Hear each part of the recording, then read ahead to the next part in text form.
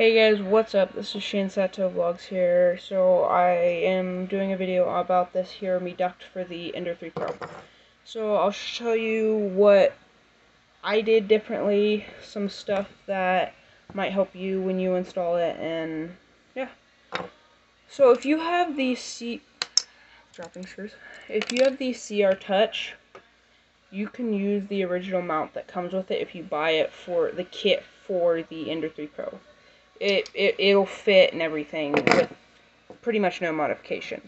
So when you go on Thingiverse, which I will put the link in the description for this exact one, when you go on there, there will be this piece, and this piece. So when I printed it, I was lazy and didn't want to switch filament, so I printed in this in PLA. It doesn't work because it's just so close to the bed and the nozzle that it completely deforms and it doesn't work. So when you print it, you can print everything in PLA but this piece. This piece wants to be in PETG. Sorry for the background noise. So this one, they have one, because this one I printed for the BL Touch. It didn't say it was compatible with the CR Touch, or the CR Touch, sorry. So this one had a little mount coming off here for the BL Touch.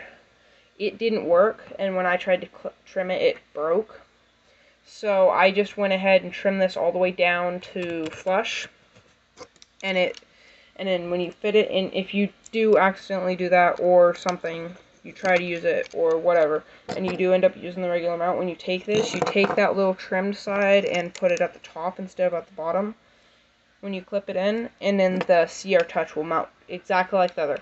You can't put it on the back, so it has to be able to have that big gap in the front. And then I went ahead and printed this fan cover for it, so I don't have to worry about anything catching the fan. And then I printed that twice because I originally printed it in PLA and it didn't work. So here, let me get you kind of rigged up here. So when you're here, you're gonna want to go ahead and make sure you have a 5015 radial blower fan, because they do have one with the original one, but that original one, it's not as good of a fan for part cooling, especially in this case, because it has to push so much air. These will do it. And then my fan broke, so I had to do some crappy soldering, but you also will need the original fan for it too. So while installing, you will need a couple Allens and a couple extra screws that you didn't need before. Only one, actually. So when you install it, you go ahead and grab the little base mount itself, and you want to make sure that all your wires, so you put it on, right, and you want to slide it in place because it has this little clip right here. You want to slide it in place because of this right here. You slide it in place, right? You're gonna print every single one. Slide it in place. Sorry for that. And then you can go ahead and grab your CR Touch and make sure you use the long screws that came with it when you bought the mount, because if you don't, it won't work properly. I need my longer Allen wrench.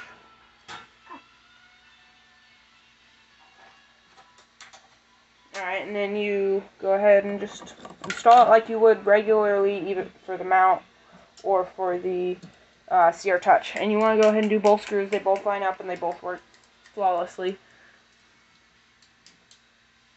I need to pause it. We don't have to press it. So, go ahead and install that. And make sure you want to snug it down tight, because that's holding both the cooler, both the little holder, the base holder, and the probe on. And I already have it all here, so you just want to, if you are installing it, you just want to plug that in. Sorry.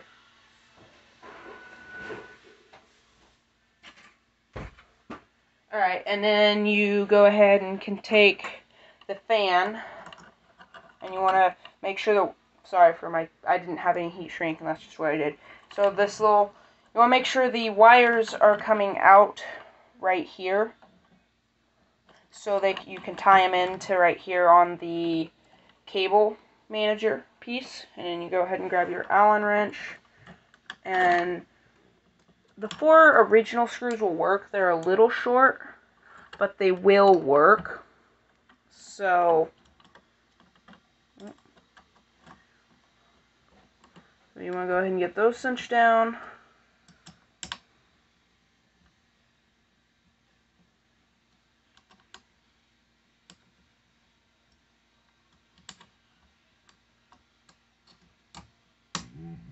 Oops.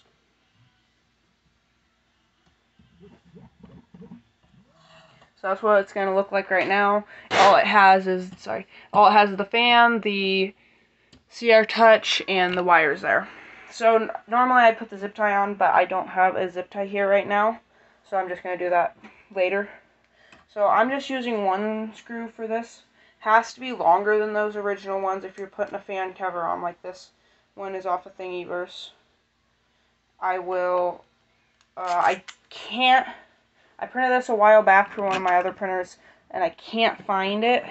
I know it's still on there, but so just when you go to Thingiverse, look for, I think this is a 40 mil fan cover. I think you need 40 mil. And you can print fan covers for the radial fan, the 5015, if you want to. So I'm just now cinching down that fan cover. I'm only putting 1 screw because that's good enough for if it was something different, if it was even one of my PCs, I'd put at least 2. But this is alright. So get that all lined up, tighten it down a little bit. Boom, it's all lined up. And that will still spin freely. I'll show you at the end of the video. It'll still spin freely. It'll work perfect. So now that that's all tight, again, like I said, I'd have the zip tie there already, but you can grab your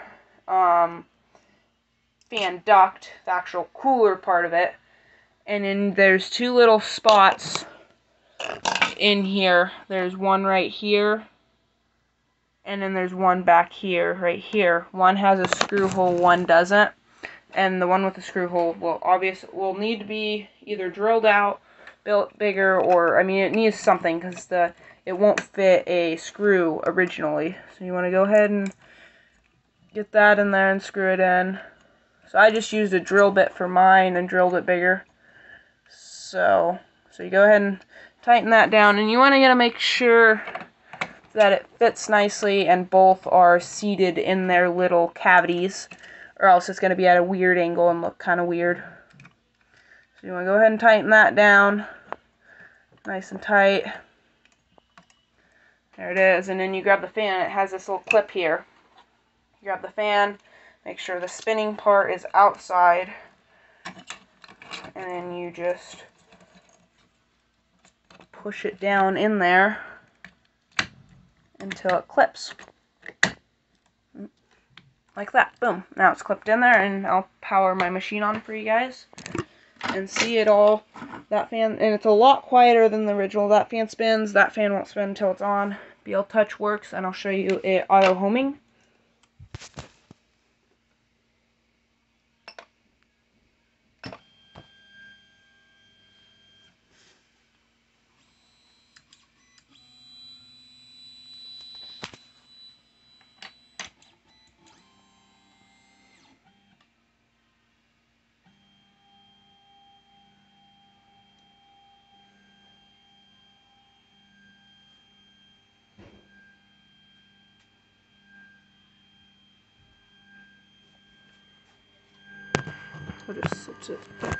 I'll get you guys a little lower down, sorry there, so you can see it probe fine, and that I promise you there's plenty of room in between the nozzle and the bed.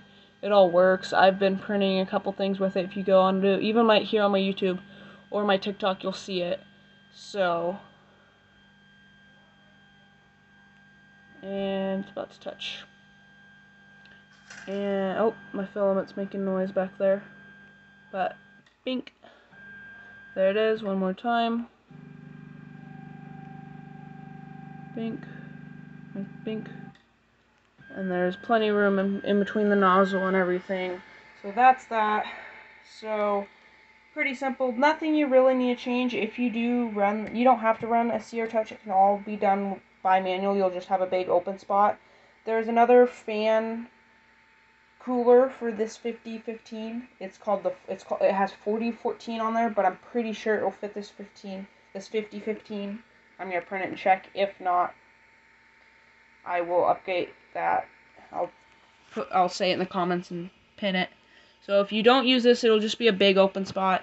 And remember, after you do all this work, since I've already had this installed, so I didn't, but I do a test print and make sure. You always want to reset your Z probe offset. Like mine is currently, it's currently set to 1. That would focus. Doesn't want to focus, but it's set to 1.04. So you want to always reset all that and make sure everything auto home's fine before you start a print, or even just do a test level and make sure it does all that fine before you start a print. Because if it doesn't do that fine, you could potentially mess up. You could potentially damage the printer and have to put even more money into it. So I think that's it. Subscribe and like to see more videos like this. Sorry, I'm a little low. To see more videos like this, follow my TikTok. It's just Shane Sato. And goodbye.